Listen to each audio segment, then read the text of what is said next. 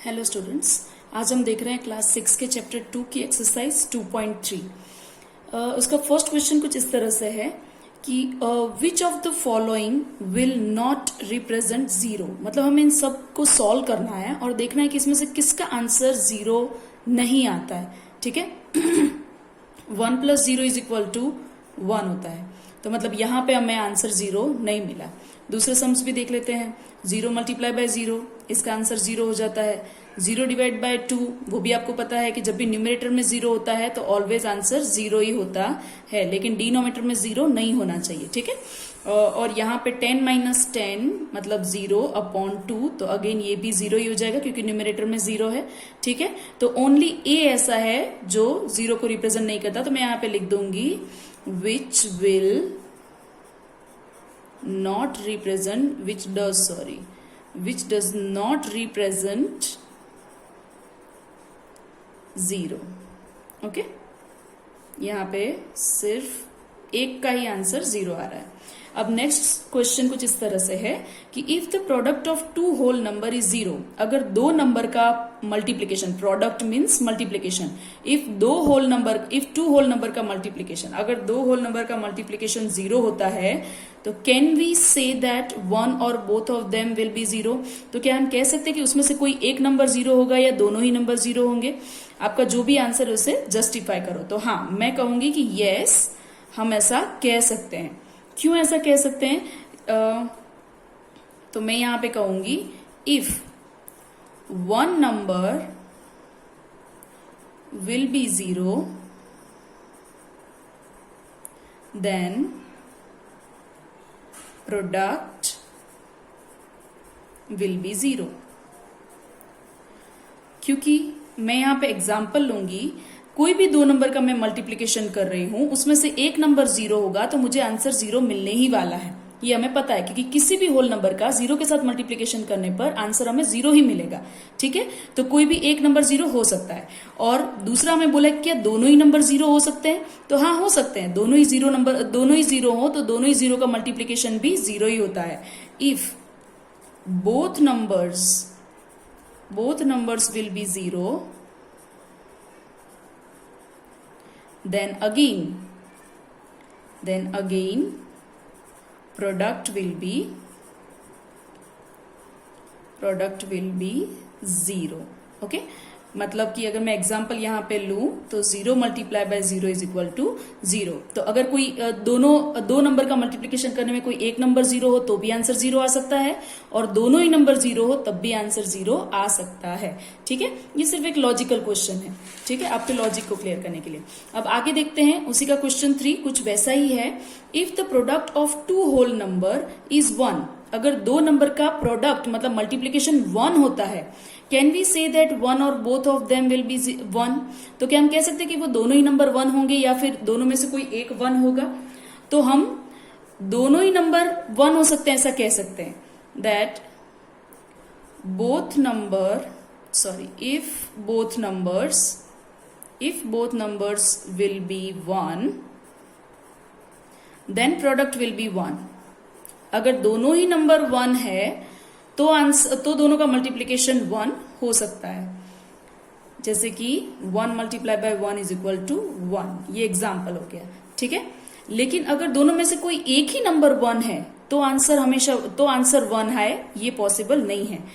But if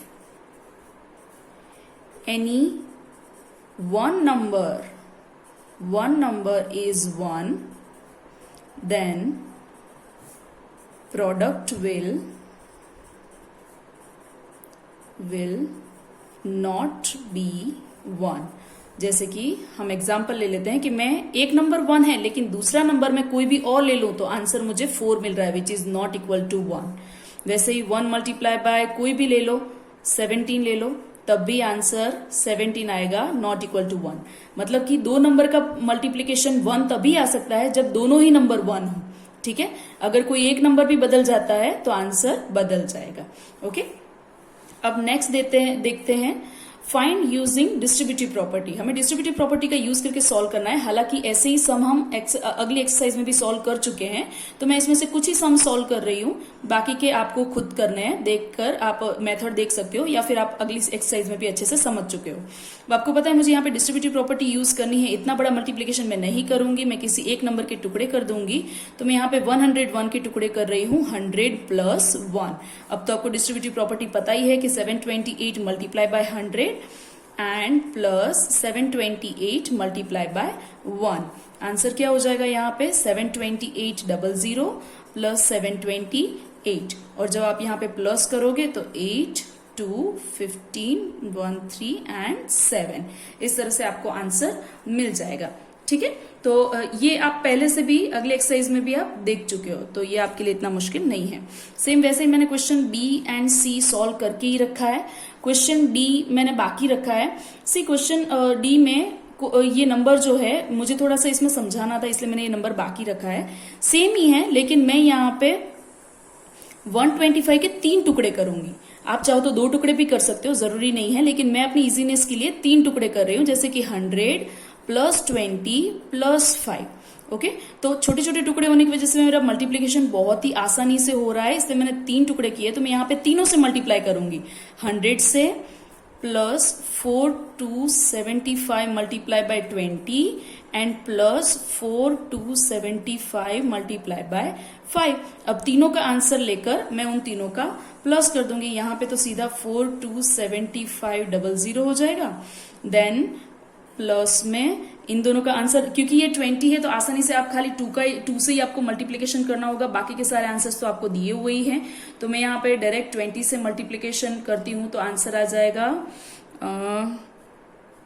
पीछे 0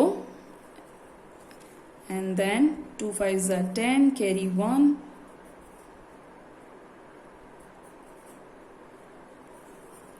okay 855 00 plus, अब इन दोनों का मल्टीप्लीकेशन कर देते हैं।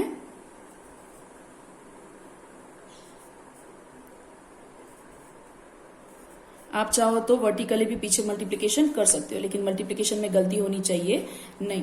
ओके, इस तरह से आप कर सकते हो। देन आफ्टर तीनों आंसर का प्लस कर दो। ओके, तो यहाँ पे अगर आप तीनों का प्लस करोगे तो आंसर कुछ हो जाएगा यहाँ पे 5 7 3 4 3 एंड 5। ओके, इस तरह से एडिशन का आंसर आ जाएगा। तो आसानी से आप लोग सॉल्व कर सकते हो। तो आप चाहो तो कभी कभार इस तरह से 3 टुकड़े भी नंबर के कर सकते हो। ठीक है, तो ये चारों सम कुछ इस तरह से सॉल्व हो गए। इसमें 5th नंबर का सम भी है जो कि इस तरह से है 504 मल्टीप्लाई बाय 35। इसमें मैंने 504 के टुकड़े किए हैं, बाकी सम एज इट इज वैसा ही है। ओके, तो ये आप खुद ट्राई कर सकते हो। अब देखते हैं आगे।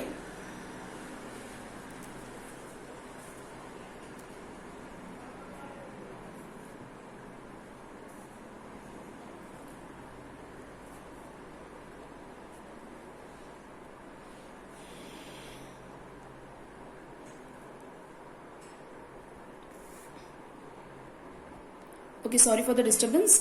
अब क्वेश्चन 5 कुछ इस तरह से है। हमें यहाँ पे पैटर्न दी हुई है, हमें उसे स्टडी करना है एंड देन उसके नेक्स्ट 2 स्टेप्स लिखने हैं। ठीक है, तो आप देख सकते हो यहाँ पे पैटर्न किस तरह से पहले हम समझते हैं। 1 multiply by 8 plus 1 is equal to 9। Okay, then 1 के बाद यहाँ पे ऐड कर दिया है 1 to 12 कर दिया है। ठीक है, 8 में कोई चेंज नहीं है, 8 सीरीज में वैसे ही चल रहा है। यहाँ पे 1 2 करने के बाद मल्टीप्लाई बाय 8 प्लस 2 कर दिया है, जो यहाँ पे है उसको यहाँ पे ऐड किया है, तो आंसर हो रहा है 98। देन यहाँ पे हो गया 1 2 3 मल्टीप्लाई बाय 8, तो जो यहाँ पे ऐड हुआ है वही यहाँ पे पीछे भी ऐड हो रहा है, मतलब यहाँ जो मैं रख रही हूँ उसको पीछे ऐड करना है। तो आंसर में हो जा रहा है 987, मतलब आपको पता है कि ये उल्टी गिनती जा रही है। ठीक है, तो इस तरह से आप समझ सकते हो कि फिर यहाँ पे 1 2 3 4 हो रहा है, तो यहाँ पे भी 4 आएगा। देन यहाँ पे एक नंबर बढ़ जाएगा, 9876 हो जा रहा है। देन 1 2 3 4 5 हो गया, तो यहाँ पे मल्टीप्लाई बाय 8 प्लस 5 होगा, क्योंकि यहाँ पे 5 आया है तो यहाँ पे भी प्लस में 5 आएगा। तो यहाँ पे 9876 और एक नंबर और आगे गिनती में बढ़ गया 5। तो अब 2 स्टेप हमें और लिखने हैं, तो मैं यहाँ पे लिख रही हूँ स्टेप 1 क्या हो जाएगा यहाँ पे 1 2 3 4 5 6। ठीक है, 6 एक और ऐड हो जाएगा, 5 तक यहाँ पे था, 6 हमने ऐड कर दिया, 8 एज इट इज ही रहेगा। और क्योंकि हमने यहाँ पे नया 6 रखा है तो एडिशन में भी यहाँ पे 6 आ जाएगा, ठीक है। और यहाँ पे उल्टी गिनती में एक नंबर और बढ़ जाएगा तो 9 8 7 6 5 4 हो जाएगा। नेक्स्ट स्टेप अगर मैं लिखूं तो 1 2 3 4 5 6 7 multiply by 8 as it is, और यहाँ पे मैं 7 रख दूंगी और यहाँ पे 9 8 7 6 5 4 3 इस तरह से बढ़ जाएगा, ठीक है। तो इस तरह से हमारी पैटर्न कंप्लीट होती है।